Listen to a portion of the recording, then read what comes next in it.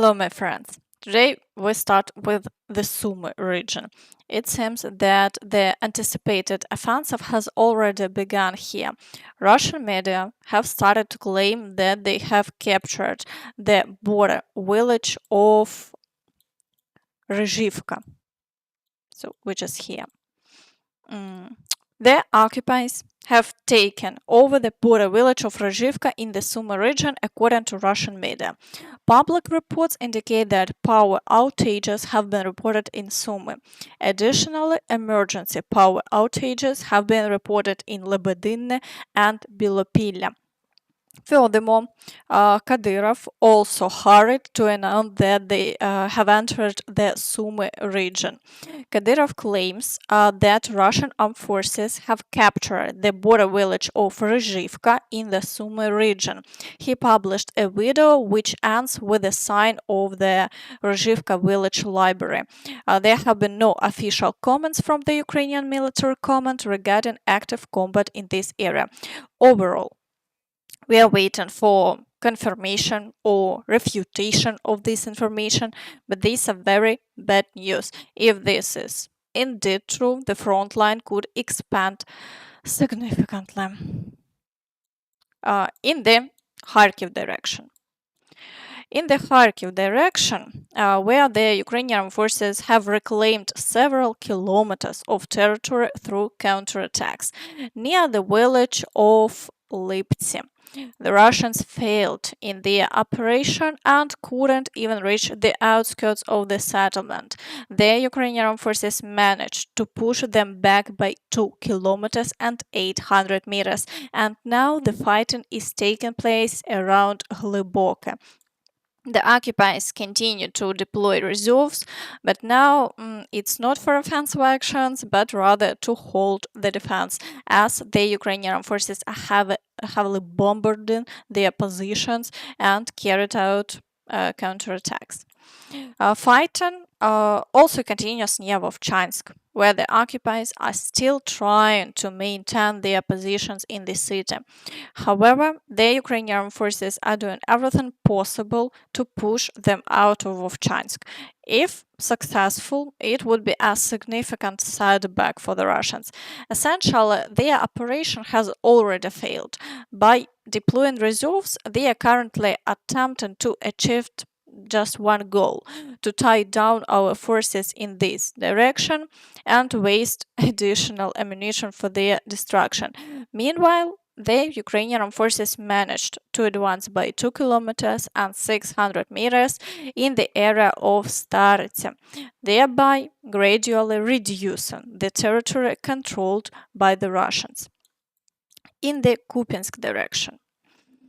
In the Kupiansk direction, the occupiers continue their attacks on Pishchane, while in Synkivka, they haven't achieved any success and there have been no new attacks today. However, the shelling continues as usual and the front line hasn't changed over the past 24 hours. In the Svatove area, battles are ongoing near Kharkiv with significant activity, 6 assaults over the past day. However, all the attacks have been unsuccessful and the front line has remained unchanged. In the Kreminna direction, the occupiers are showing significant activity. There are attacks on Nevske, and Torske, and the battles in the forest near Dibrove. The situation is difficult. It's clear that the Russians are not sparing their reserves and are conducting about 5 assaults on almost every village. However, the Ukrainian forces manage to repel all the attacks and the line of contact remains unchanged. In the Siversk direction, the occupiers are attacking Vyimka, while near Bilohorivka and Rozdolivka all the attacks have ceased and the Russians haven't achieved any success. Therefore, the situation remains unchanged. In the Chasiv Yar direction, The occupiers are again trying to break through to Kalynivka. Fighting also continues on the outskirts of Ivanivske, and there are ongoing attempts to secure positions on the outskirts of Chasiv Yar. 9 assaults were recorded over the past day, and the battles continue. Around Chasiv Yar, the attacks are primarily carried out by infantry. And near Lyptsi, however, the occupiers are attempting breakthrough with tanks, which the Ukrainian Armed Forces are successfully destroying. Over the past day, the occupiers haven't made any advances, and the Ukrainian Armed Forces report that they have even managed to reclaim some positions. Lost positions in Lyptsi were reclaimed, with more than 400 meters regained, as some groups reported. This morning, orcs made an assault on nearby positions. The guys are out of contact for now. We are waiting for information from them.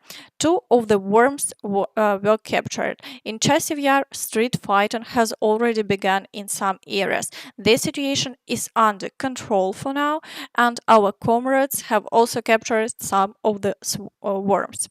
As you can see, the struggle is very intense, and the Ukrainian Armed Forces are conducting counterattacks in almost every direction.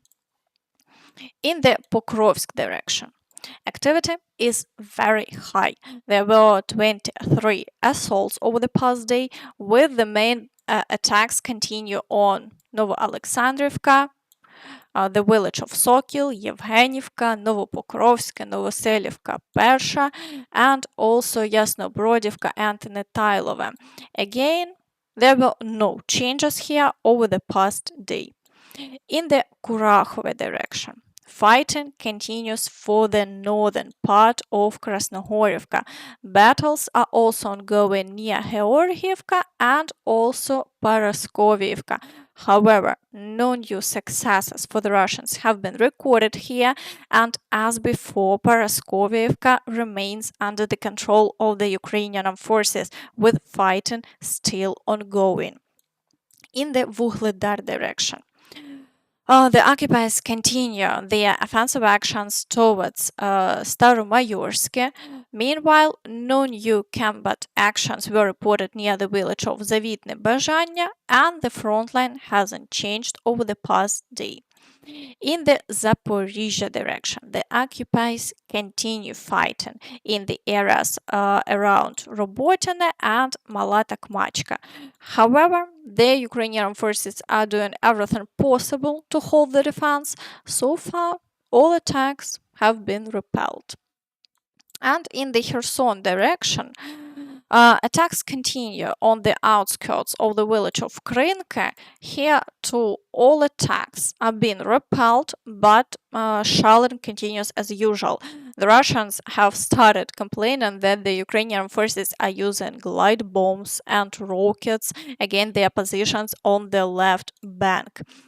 In addition, today the enemy actively used the aviation, specifically glide bombs and rockets, against our units on the left bank of the Dnipro. This indicates that the clearing of the territory is ongoing. Meanwhile, Oleg Tsarev is very nervous because the most advanced Russian fighter jet, the Su-57, was destroyed a few days ago. Ukraine is celebrating. According to information from the main intelligence directorate, for the first time in history, the most advanced Russian multi-role fighter, the Su-57, capable of using Ha-59 and Ha-69 missiles, has been hit. It's reported that our aerospace forces have only a few of these combat aircraft in service, and the cost of one is 2.2 billion rubles. I cannot help but repeat what I wrote after each new raid on our airfields. It's obvious that Ukraine is focusing on attack drones. They are being assembled across the country in hundreds of workshops. It's also evident that their range and accuracy are increasing, with AI technologies being used. Why we still don't have bunkers is inexplicable. But This is just the beginning, as eventually there will come a time when more aviation will appear in Ukraine, leading to even more strikes on Russian bases and airfields. Therefore, their losses will soon increase significantly. Furthermore, to prevent the destruction of new aircraft by the Russians, it's reported that some of the F-16 fighters will not be based in Ukraine. Some of Ukraine's F-16 fighters will be stationed at air bases in other countries as a reserve air force to avoid becoming targets, said the chief of aviation at the Ukrainian Air Force Command. Additionally, some Ukrainian F-16s will be based in training centers in other countries to train Ukrainian pilots. And today, even with the current aviation, the Ukrainian Armed Forces are striking directly on Russian territory. For the first time since the beginning of the war, a Ukrainian plane carried out a direct strike on a target within Russian territory, writes Sky News. It's reported that the target was a command hub in the Belgorod region. Although damage assessment is still ongoing, it has been confirmed as a direct hit. This is the first Ukrainian Armed Forces ammunition delivered by air to a target within Russia. Overall, friends, as you can see, there is good news as well, and in the near future, the Ukrainian Armed Forces might seize the initiative. And that's all from me. So please don't forget to like this video, subscribe to the channel, and hit the notification bell to stay updated on all the latest news. Thank you for watching, and see you next time. Bye bye.